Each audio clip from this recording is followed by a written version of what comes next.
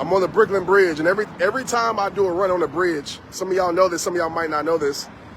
First of all, I'm able to run. Like, this has been a bucket list for me for my life, to jog over the Brooklyn Bridge.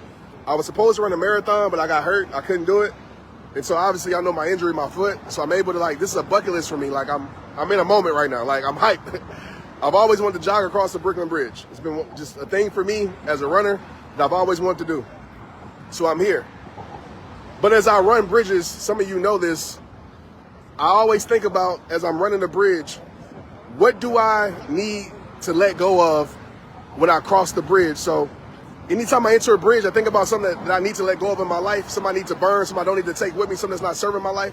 And I make a decision, no matter if the bridge is 2 feet or the bridge is a mile long, I say, when I get off this bridge, I'm gonna release this from my life.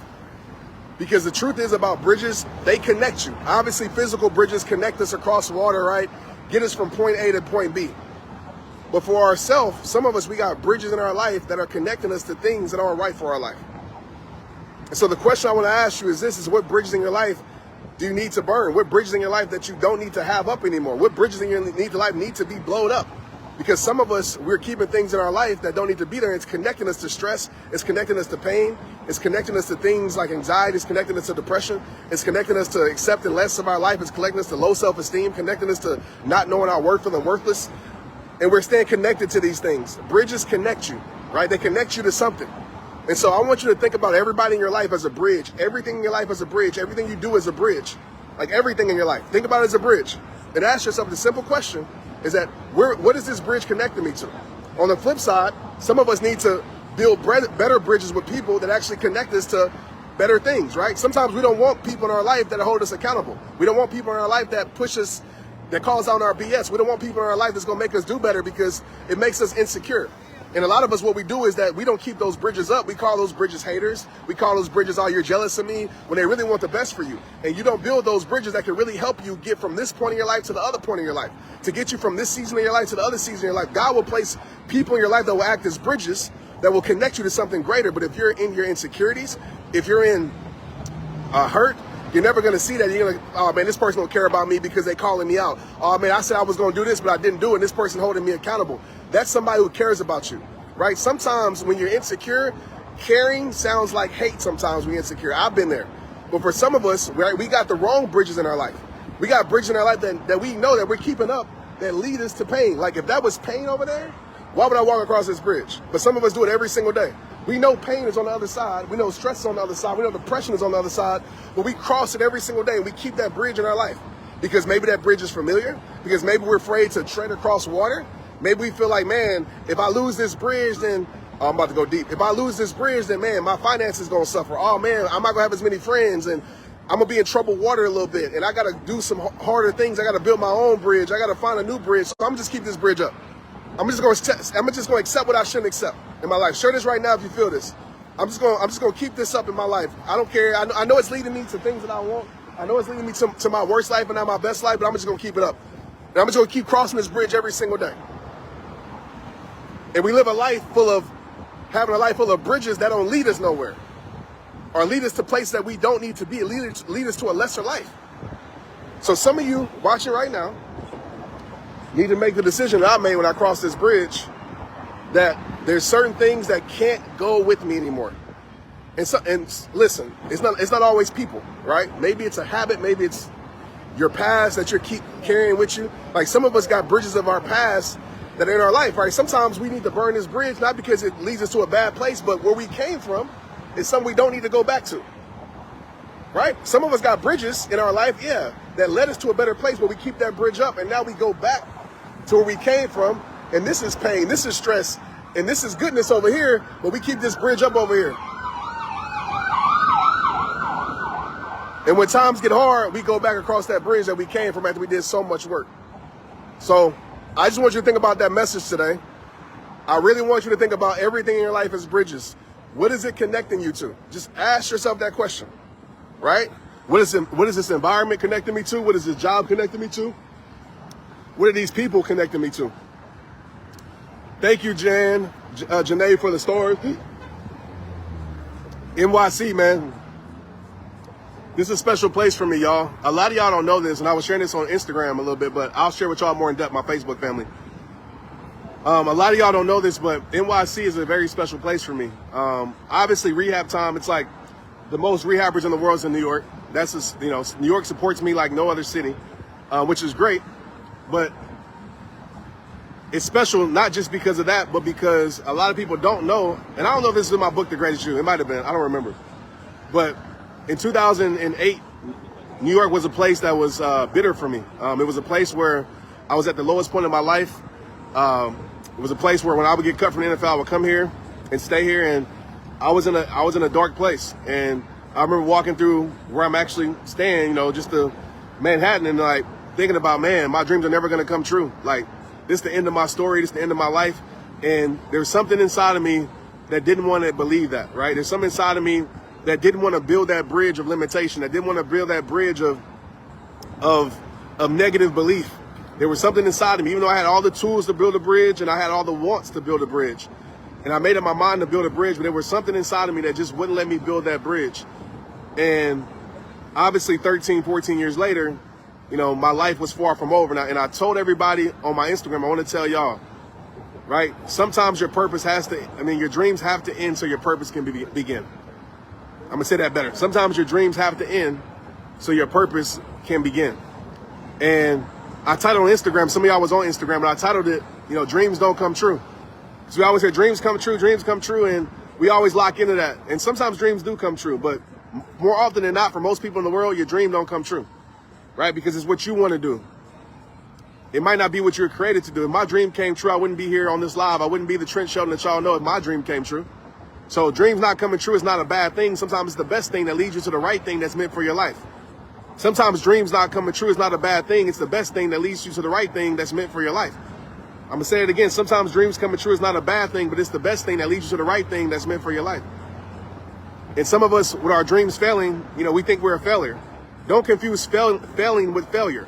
It's not the same, right? Some things have to fail so God's purpose in your life can prevail. Has to, right? Sometimes some doors that we believe we deserve to be in, rooms we deserve to be in, things we deserve to have, sometimes we can't get it even though we deserve it because God has something better for us. And you got to believe it. And I'm not talking to you from a place of theory. I'm talking to you from a place of truth because I've been there. I know how it feels to have your dream in and have your life shattered just for God to take those broken pieces and create a masterpiece. Sometimes your dreams got to shatter so God can take those broken pieces and create a masterpiece for your life. And your purpose is not something that you search for. Your purpose is not something that you find in the world. I know people say, here are your 5 steps to find your purpose. And I'm not saying they're wrong, but in my perspective, your purpose is not something that you search for. The world doesn't have your purpose. I'm not taught a long time ago, and people have latched on to this because it's true. For most of us, your purpose is not something you search for. Your purpose is something that you align with. That's it. It's something you align with. Your purpose is inside of you. The world doesn't have your purpose. The world has your placement, right? The world has, you should be at this job and your title and your status. That's placement. And placement changes. Your purpose never. You are purpose. You're the purpose. Wherever you go, you're a living, breathing purpose. Wherever room you walk in, you're a living, breathing purpose. Wherever your life takes you, you can still be you. You can still control what you give to the world. You can still control how you show up. Nobody can stop that, right? No firing of a job, no person leaving your life, no storm can stop how you choose to show up because you are the purpose. Don't get it twisted. You are the purpose. This world doesn't have it. And so many of us, we live our whole entire life searching for purpose. So I'm trying to find my purpose, and you already got it. You just got to align with it. You got to align with it. You got to find peace in it. You got to find fulfillment in it. And you got to be content with it. Right? Not content with your life necessarily, but content with the purpose God has for you. Y'all know my story. It wasn't no external validation when I started this, right? It wasn't nobody being like, oh, this is for you. I didn't even know it was for me. But it was a sense of peace that I can't explain that was like, this is what you're made to do. I can't explain it.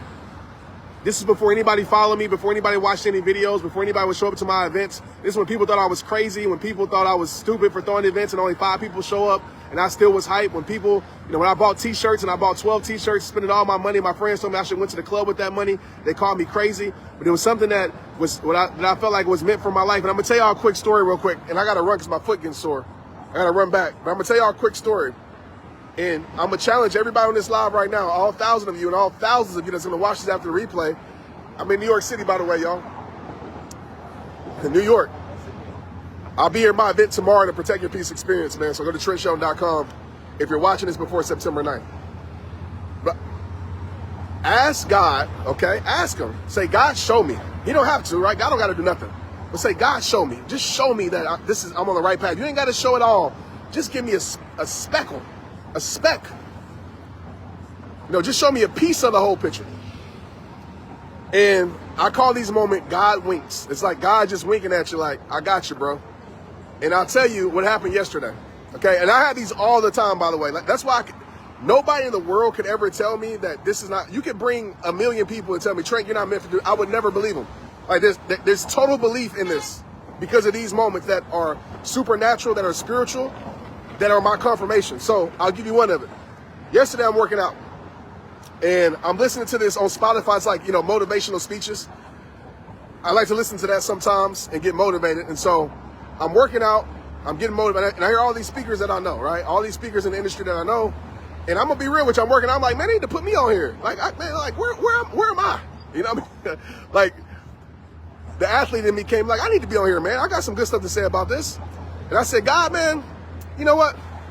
And I always challenge God with this. And you shouldn't, I don't know if you should challenge God or what, but I always challenge God. I said, God, me and God got this relationship. I said, God, if this meant for me, and I know God like, bro, I done showed you. If you don't know this meant for you by now, I don't know what to do. But I was like, if God, this meant for me, show me. Let the next voice be mine. And y'all ain't gonna believe me. You can ask Maria, because I ran in there screaming. John Maxwell was speaking about something, and I'm doing pull-ups, and I'm on set 1. Rep 2, rep 3, and next voice I hear was, don't let depression kill you. And it was me. Bro, I dropped down from the pull-up bar, I started screaming. I'm like, what? Not because I'm on the motivational speech, like I'm on a lot of those, but it was the moment, like I literally challenged God, which I probably shouldn't have challenged him, but we got that relationship. And I said, God, if this is really, if I'm going on the right path, just show me. Like that was my challenge. God, if I'm going on the right path, just show me. You know, because sometimes I question myself. Even though I know it's the right path, I still question myself. My humanness gets in my way sometimes. I said, God, just show me. And literally the next voice was my voice. And I was like, whoa. And I cannot tell you how many times in my life, like how God shows up in those God wink moments, that is like, nothing can but super. That's why I always know I don't have doubt, and this is what God has made for me and done for me. So I wanted to share that with y'all, man, because sometimes, man, it doesn't add up, right? Sometimes it doesn't add up when you look out and say, man, my life ain't adding up to what I thought it would be. But maybe you got to subtract some things for your life, because I believe the best way God adds to your life is to subtract from it during seasons and times. So I want to tell that with y'all, man. Dreams don't come true, but your purpose does. Sometimes dreams have to end so your purpose can begin. Lock on to it. I know I'm in the city of dreams. But we're going to change and call this the city of purpose.